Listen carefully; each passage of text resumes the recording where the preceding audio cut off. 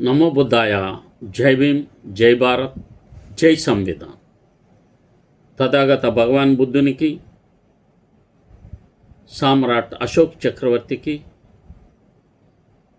Bodhisattva doctor Babasaheb అంబేద్కర్కు వినమ్రంగా నివాళులు తెలియజేస్తున్నాను.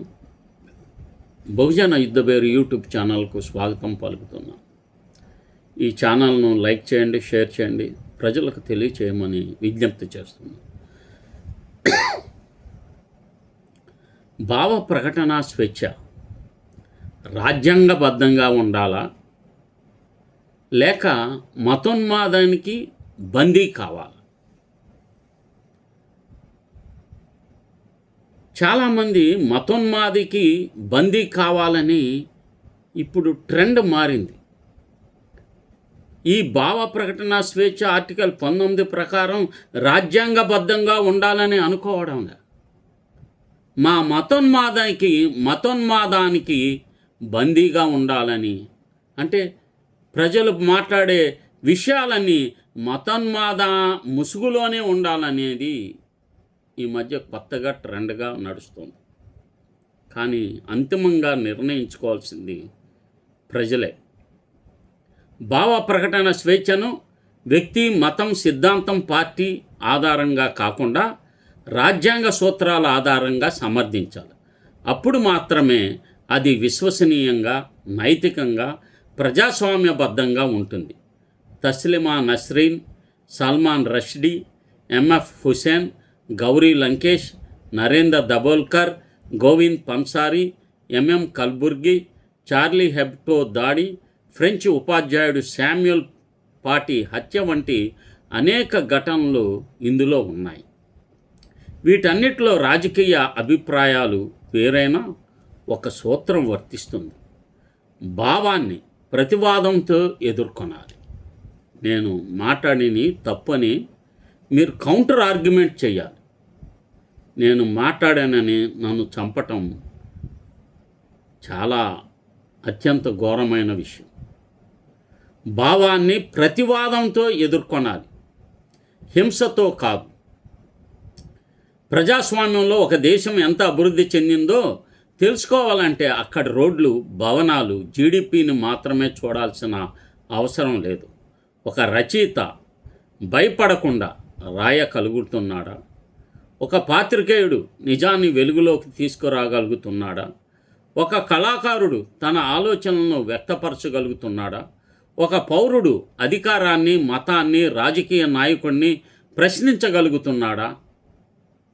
ఒక ప్రజా సంఘంగా మేము ఉద్యమాలు చేసే అవకాశం మాకుందా? ప్రతి దానికి ధర్నా చేయాలంటే అనుమతి లేదు. అనుమతి తీసుకుంటమే కష్టమవుతుంది అనే చాలా ప్రశ్నలకు వచ్చే సమాధానమే ఈ దేశ ప్రజాస్వామ్యానికి అసలైన కొలమానం. భారత రాజ్యాంగం ప్రతి పౌరునికి ఆర్టికల్ 19(1)A ద్వారా భావ ప్రకటన స్వేచ్ఛను ప్రాథమిక హక్కుగా గుర్తించింది. అదే సమయంలో ఆర్టికల్ 19(2) ద్వారా శాంతి భద్రతలు, జాతీయ భద్రత, పరువు నష్టం, న్యాయస్థాన ధిక్కారం వంటి పరిమిత కారణాలపై చట్టబద్ధమైన నియంత్రణలకు కూడా అవకాశం కల్పించింది. అంటే రాజ్యాంగం స్వేచ్ఛనిస్తుంది, కానీ హింసకు కాదు. అంటే రాజ్యాంగం స్వేచ్ఛ ఇచ్చిందని హింసాయుతమైన దాడి చేయటం కాదు. ఈ కాక్రోచ్ జనతా పార్టీ ఉద్యమం చేసినప్పుడు ప్రజలు, పిల్లలు అందరూ ఎంతో శాంతియుతంగా ఉద్యమం చేస్తున్నారు. ఒక్క చిన్న హింసాయుతమైన సంఘటనకు వారు పాల్పడరు. కానీ కొంతమంది ముసుగేసుకొచ్చి దాన్ని హింసాయుతంగా మార్చారు. విమర్శకు రక్షణ ఇస్తుంది, ద్వేషహింసకు కాదు. దురదృష్టవశాత్తు ప్రపంచవ్యాప్తంగా పరిస్థితి వేరేలా కనిపిస్తుంది. ఒక రచయిత రాసిన నవల నచ్చకపోతే దానికి ప్రతిగా మరో పుస్తకం రాయాల్సింది పోయి రచయితను చంపాలని పత్వాలు జారీ చేయడం జరిగింది. అదే మతోన్మాదం. ఇప్పుడు నేను ఏదైనా పోస్టింగ్ రాశాను అనుకోండి, ఆ పోస్టింగ్ పైన నెగిటివ్ కామెంట్స్ ఫేస్బుక్లో 100 మంది పెట్టేస్తున్నారు. 100 మంది హిందూ మతోన్మాదులు నేను పెట్టిన పోస్టింగ్కి వ్యతిరేకంగా పోస్టింగ్లు పెడుతున్నారు. ఒక రచయితను చంపాలని పత్వాలు జారీ చేయడం జరిగింది. సల్మాన్ రష్డీపై జరిగిన ప్రాణాంతక దాడి ప్రపంచాన్ని కుదిపేసింది.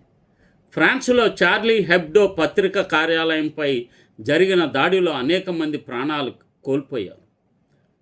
టీచర్ శామ్యూయల్ పాటీ ఒక పాఠం చెప్పినందుకే హత్యకు గురయ్యాడు. ఇవన్నీ భావ ప్రకటన స్వేచ్ఛపై జరిగిన దాడులే. అదే సమయంలో భారతదేశంలో కూడా ఈ సమస్య ఒక మతానికో ఒక సిద్ధాంతానికో పరిమితం కాలేదు. తస్లిమా నస్రీన్ తన రచనల కారణంగా బంగ్లాదేశ్ విడిచి రావాల్సి వచ్చింది. భారతదేశంలో కూడా ఆమెకు నిరసనలు, దాడులు, భద్రతా సమస్యలు ఎదురయ్యాయి. ఎంఎఫ్ హుసేన్ తన చిత్రాలపై వచ్చిన వివాదాల నేపథ్యంలో విదేశాల్లోనే నివసించాల్సి వచ్చింది. ప్రకాష్ రాజుకు అత్యంత స్నేహితురాలు గౌరీ లంకేష్ ఆమెను తుపాకీతో కాల్చి చంపేశారు. ఆమె మ్యాగజైన్ రన్ చేస్తూ ఉంది. నరేంద్ర దబోల్కర్, గోవింద్ పన్సారే, ఎంఎం కల్బుర్గి వీళ్ళందరూ ఒకే రకంగా చంపబడ్డారు ఆర్ఎస్ఎస్తో. హేతువాదులు హత్యకు గురయ్యారు. కొన్ని సందర్భాల్లో మావోయిస్టు ప్రభావిత ప్రాంతాల్లో కూడా భిన్నాభిప్రాయాలు వ్యక్తం చేసిన వారిపై హింస జరిగింది. కొన్నిసార్లు పుస్తకాలు చదివారన్న ఆరోపణలపై వ్యక్తులపై తీవ్రమైన చట్టాలు ప్రయోగించారనే విమర్శలు కూడా వచ్చాయి. ఈ ఉదాహరణలు మనకు ఒకే పాఠాన్ని నేర్పుతున్నాయి. భావ ప్రకటన స్వేచ్ఛకు ప్రమాదం ఒకే దిశ నుంచి రాదు, వివిధ రూపాల్లో రావచ్చు. ప్రజాస్వామ్యంలో అత్యంత ప్రమాదకరమైన ధోరణి ఏమిటంటే, నా భావాలకు నచ్చితే అది భావ ప్రకటన స్వేచ్ఛ, నచ్చకపోతే దేశద్రోహం. ఇదే ఇప్పుడు బీజేపీ వాట్సప్ యూనివర్సిటీ చేస్తున్నది. వాళ్ళకి నచ్చితే అది భావ ప్రకటన స్వేచ్ఛ, నచ్చకపోతే మేము రాసేది నచ్చకపోతే దేశద్రోహం లేదా మతద్రోహం అనే ద్వంద్వ ప్రమాణం ఇప్పుడు బీజేపీ ప్రభుత్వం వచ్చిన తర్వాత వచ్చింది. ఈ ధోరణి ఎడమవైపు ఉన్న ప్రమాదమే, కుడివైపు ఉన్న ప్రమాదమే.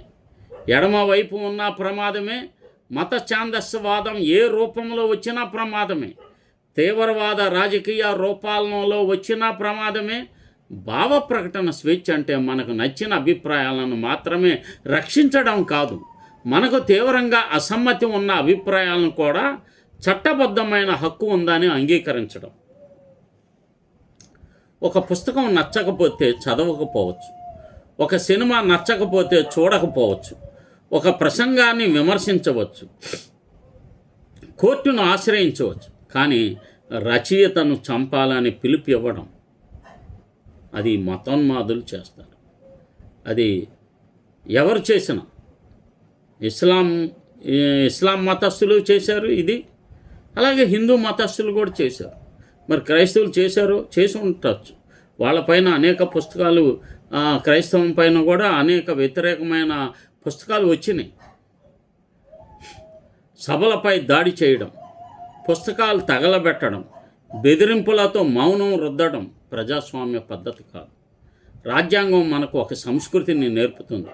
ఆ సంస్కృతి పేరు వాదంతో వాదాన్ని ఎదుర్కొన్నాడు.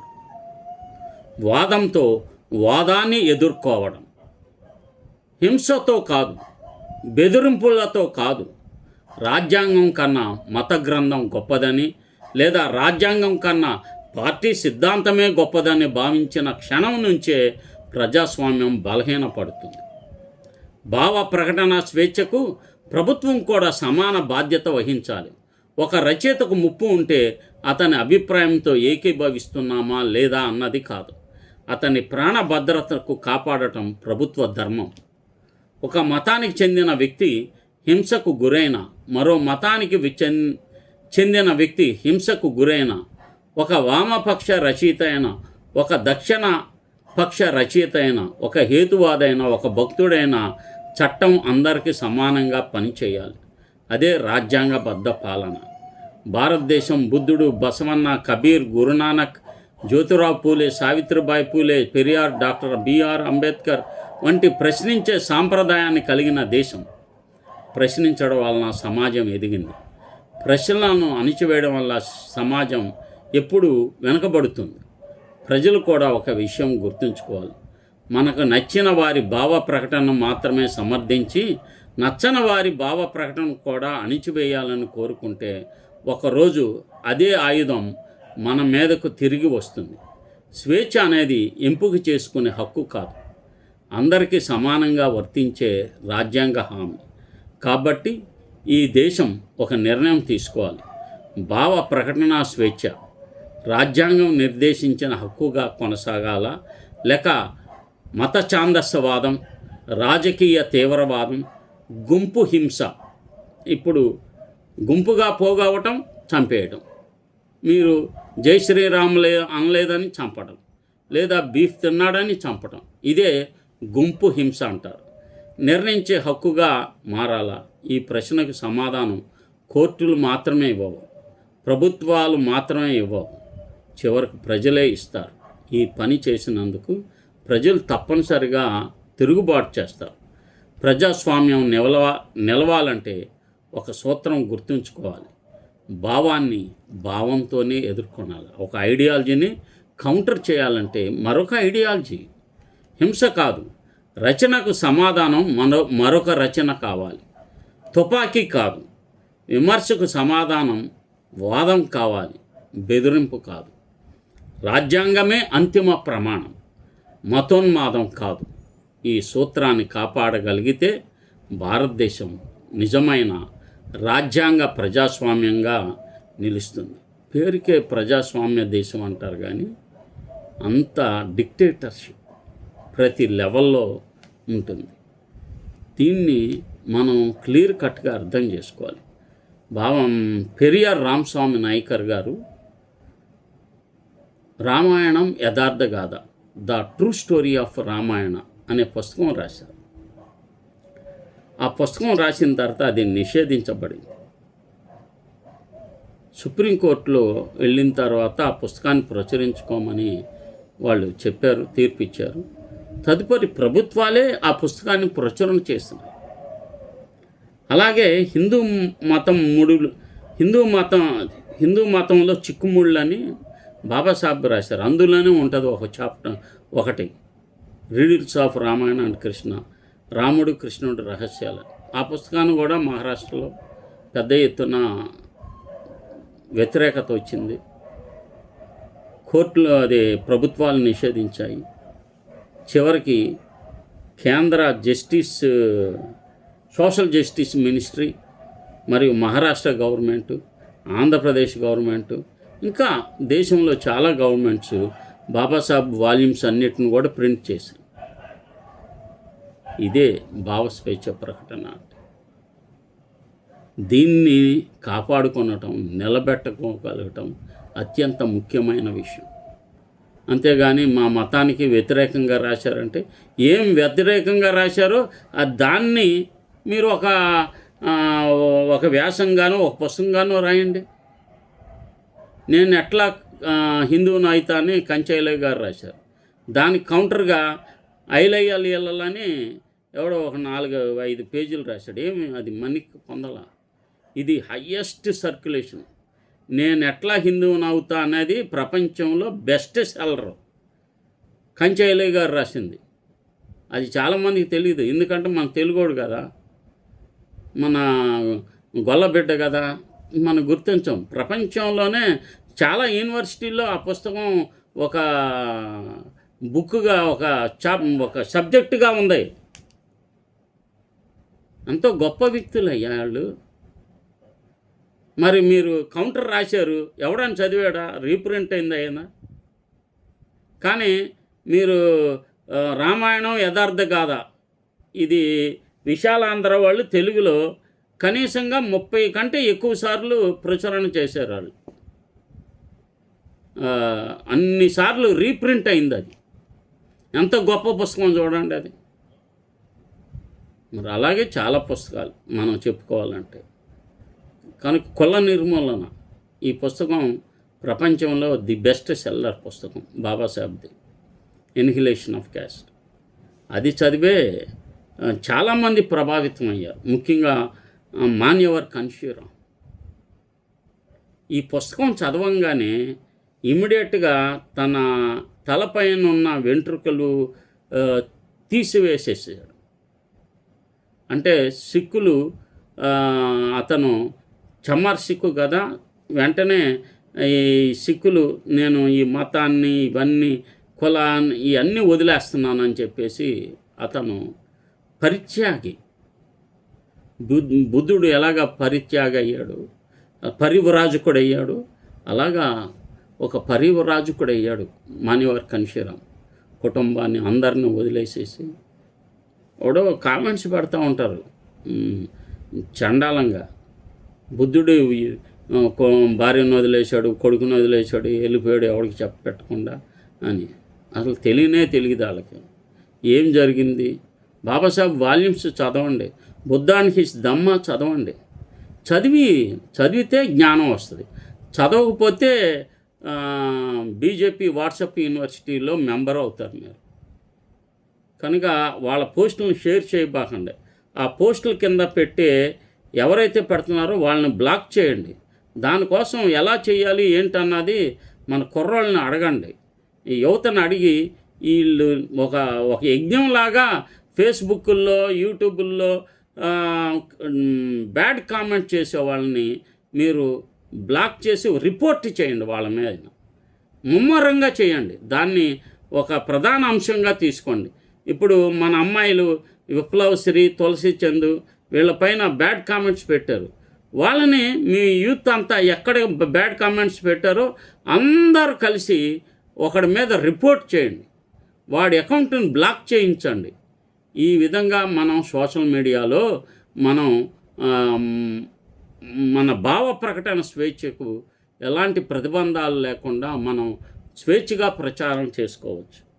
దయ ఉంచి ఈ విషయాలు చేస్తారని చెప్పి నేను భావిస్తున్నాను. మీ అందరికీ నమో బుద్ధాయ, జై భీమ్, జై భారత్, జై సంవిధాన్. ఈ బహుజన యుద్ధవేరి యూట్యూబ్ ఛానల్ను సబ్స్క్రైబ్ చేయండి, షేర్ చేయండి, లైక్ చేయండి. అదేంటి బటన్ ఉంటుంది, దాన్ని హైప్ బటన్ ఉంటుంది, దాన్ని నొక్కి మీరు చేయటం ద్వారా ఎక్కువ మందికి ఈ యొక్క వీడియో రీచ్ అవుతుందని తెలియజేస్తున్నారు. అంటే షేర్ అవుతుంది. హైప్ బటన్ని మీరు నొక్కడం ద్వారా మన వీడియో ఎక్కువ మందికి షేర్ అవుతుంది. తద్వారా వారు కూడా ఈ వీడియోలోని అంశాన్ని చూడగలుగుతారు. ఇప్పుడు అంతా కూడా దీని మీదే భావ ప్రకటన స్వేచ్ఛ మీదే జరుగుతూ ఉంది. మనకి ఒక భావ ప్రకటన స్వేచ్ఛను రాజ్యాంగబద్ధంగా నిలుపుకోవాలా? మత ప్రతిబంధకాలలో అదే ముఖ్యంగా ఉండాలి. మతం ఫత్వా కాదు. ఫత్వా జారీ చేస్తాడు, కానీ రాజ్యాంగం మనిషిని కాపాడాలి. అదే ఆ విషయాలన్నిటిని కూడా మీరు తెలుసుకోవాలని విజ్ఞప్తి చేస్తున్నాను. నమో బుద్ధాయ.